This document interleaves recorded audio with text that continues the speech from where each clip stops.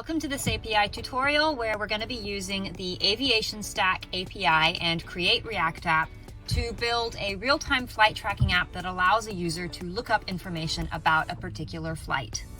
Aviationstack is a free real-time flight status and global aviation API.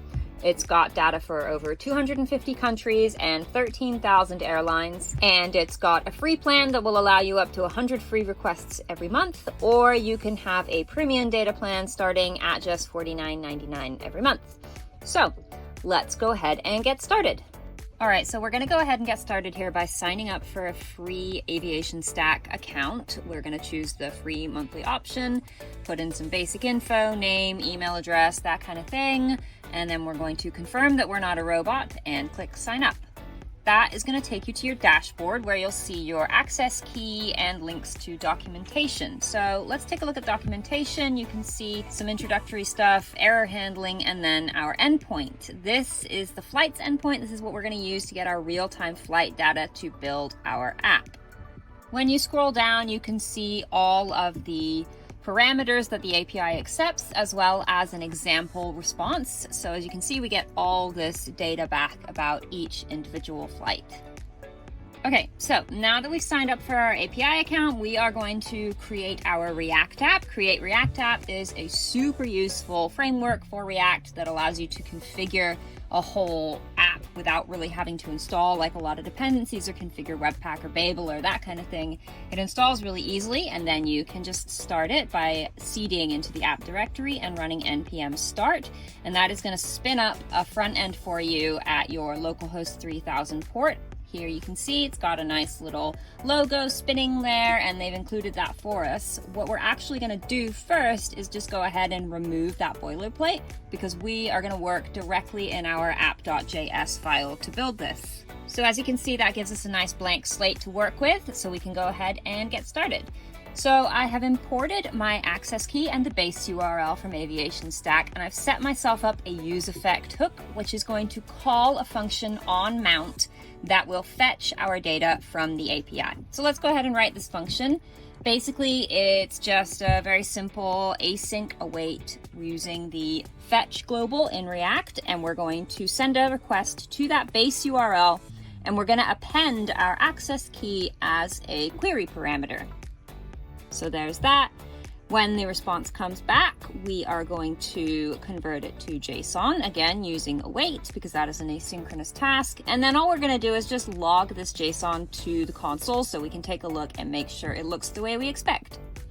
So when we mount the app now, it is calling that function and it's returning our result. It's happening twice here because I have strict mode turned on in React Create React app. You can easily turn that off, and I'm actually going to do that right now.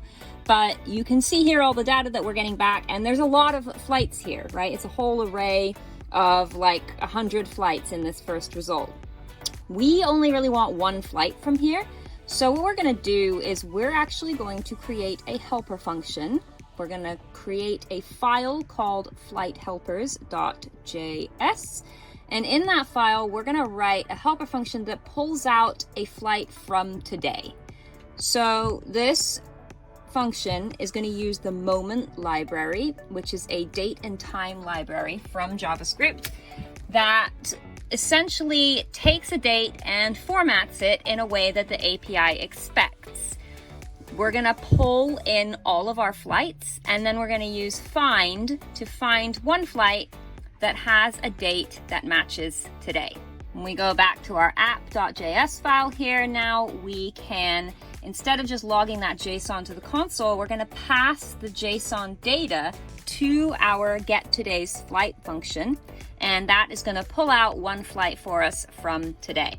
And then let's just go ahead and log that one flight to the console so we can see what that looks like. And as you can see here, if we expand this, it has just information about that one flight, which is great. Obviously, this is only pulling a first result from our results array. Ultimately, we want the user to input their data. But for now, just for the purposes of building out the UI, we're just going to use this flight. So I've updated this function a little bit just to add a try catch block and improve the error handling a little bit. So now if our response is okay, or I'm sorry, if our response is not okay, we're going to throw an error and we're going to log that error to the console. Otherwise, we do exactly what we did before, and we just have our JSON there. So now we need to set this result into the React state. So essentially what we're going to be doing is pulling out values from that object that was returned to us and setting those values into the state. And we only want the values that we need to show the user. So we're going to be showing them the departure time, the departure gate, the arrival time, and the arrival gate. So let's create an object in state to hold those values. We'll call it flight data, and then the set flight data function, which updates our state for us. And we will just initialize that as an empty object. We can do that because we're not using TypeScript. Ha ha ha. So now we need to basically render some HTML to display that information. So I've created here 3 info blocks with a class name of info block, just for some styling. And inside each info block, I'm rendering a p tag with a piece of our state in it. So we've got our departure time, our departure gate, our arrival time, and our arrival gate. And then down at the bottom here, we've got our flight status. So what I'm gonna do here now is just wrap all of this in one enclosing div so that I can style also that one div and space them and arrange them nicely and make it all look really good. So let's give this a class name of something very interesting like flight info. That seems good. And then if you take a look over here in the CSS file, we're going to add our classes. So this is our flight info class, and it just gives it a border and some padding and a set width. And then underneath each info block is going to be flexboxed and justified and have a little bit of a border as well and some padding. Now, if we go back to our app, you can see that our departure time is being rendered there and our gate next to it. And then our arrival time is being rendered with the gate. Looks like this doesn't have a gate yet. And then there's our status. This looks pretty good, but this timestamp here is not super readable. We really want something that a human can look at and quickly go, oh, I know what that is. So we're going to create another helper function called format departure and arrival time, which takes a timestamp. And then if there is a timestamp passed to it, it's going to convert that into a moment using our moment library. And then it's going to format it in a very human readable style. And if there's nothing passed, it'll just return an empty string. This LT formatting is specific to the moment library. And if you have any more questions about moment, I definitely recommend checking out the documentation for that. So now if we go back into our app.js file, instead of just rendering these values straight in our p tags, we're going to format them first by processing them with our formatting function. So we'll just wrap the value in that function call, and then same here for the arrival time. And we need to import our helper from our helper function file. And now when we go back, we can see that this departure time looks a lot more easy to read, and we can just see a nice easy to read timestamp. This status is fine, but I kind of want to make it a little bit more exciting. So why don't we do some conditional CSS rendering based on what the status is, and we'll style it differently for different statuses. So coming back in here, this line right here in our HTML is the one that renders that status. And we're just going to give it a class name. And that class name is going to be our flight status. So this is literally the status that we get back from the API. We're rendering it as a string inside our p tag, but we're also going to pass it as our class name. And that means that it will be different depending on which result came back, right? So then if we go in here and we look at our CSS, I've created 3 different classes for 3 different types of status. And depending on the status, they're gonna render in different colors. So let's take a look now. We can see that our status is active and it's rendering green, and that is super neat. So this is all looking really nice. We've got all of our HTML, we're rendering everything, we've got some style, but right now this is really still only rendering like kind of a hard-coded flight that we're just pulling out at the beginning of the array and showing to the user, which is not actually very useful for our user. What we want is for the user to be able to input a flight number and an airline, and then show them information about that specific flight. So what we need to do is pass those parameters that the user gives us to the API so that when the API sends the response, it's sending a response specifically about that flight. So let's do that. So the first thing we're going to do here, I've created an empty div here with that input block styling again attached to it, and I'm just going to add 2 text inputs. These text inputs are going to capture our user's data. So we've got one input for them to put their airline here, and it's got an update user airline change handler that's going to get called when the user enters text into this input. And then same underneath, we've got our update user flight number, and that's where the user is going to enter their flight number. I haven't written these 2 change handling functions yet, so let's go ahead and do that now. So the first thing we want to do is we want to create a value in state to hold this information. So as the user types into those input boxes, we want to be capturing that value in state. So we're going to create a separate state item for each value, and we're going to initialize them both as empty strings. So we've got our airline and then our flight number, and then the 2 state setting functions that React gives us to update those values. Next, we're going to come down here and we're going to write our actual change handlers. So this is the function that gets called when the user types into that box, and it gets passed an event as its argument. And then inside, we are just basically going to set the state in the React component based on the value of that event.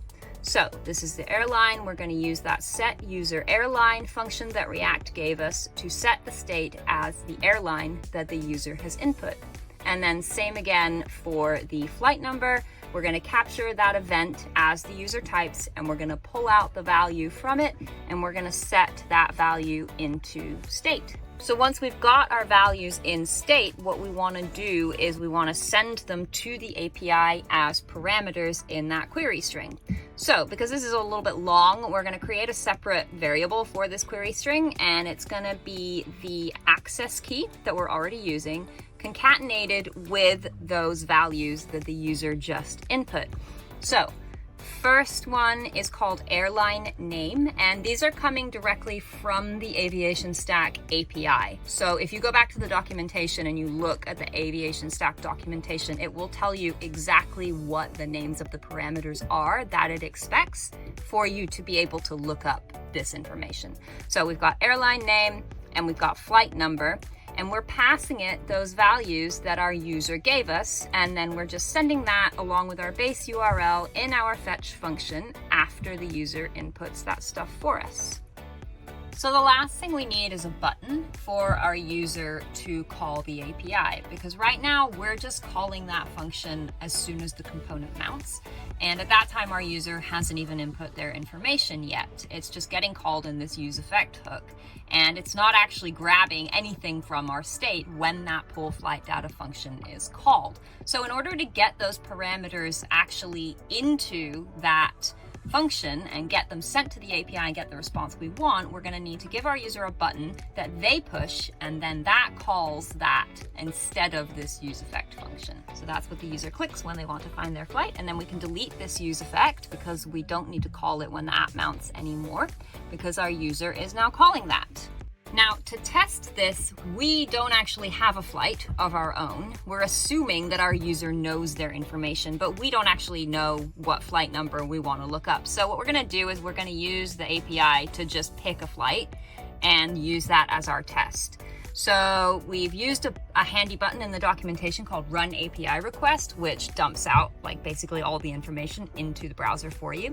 And we know we're looking for a flight today only. We've decided we're only going to show our users flights from today. So we're going to pick the first flight that has the same date as today. And we are just going to look at the airline and the flight number for that flight. So you can see here, the airline is ANA and the flight number is 5965. So again, we're pretending to be our user here. This isn't actually necessary for part of the app, but in order for us to test it, we need a flight to test. So when we come back in here and we type now into our text boxes the flight that we are looking for, which is ANA Airlines and 5965, Now we're getting back some useful information about exactly the flight that we requested, which is very useful. The one thing we're missing is it'd be nice to show the flight or the airline and the flight number at the top here.